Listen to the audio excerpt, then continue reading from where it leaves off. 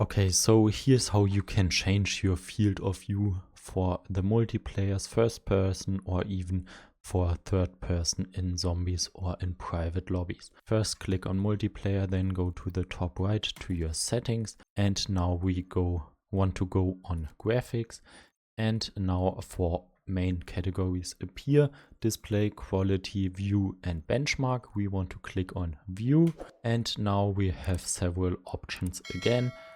Focus on field of view, and down here you have the FOV for the first person, then ADS field of view affected or independent, weapon field of view, it's probably on default, and down here we have the third person field of view for zombies or for private matches. I hope this video was helpful for you, and if you also have the problem to level too slow in BO6, please click here to get a full loadout to level faster in Black Ops 6 multiplayer.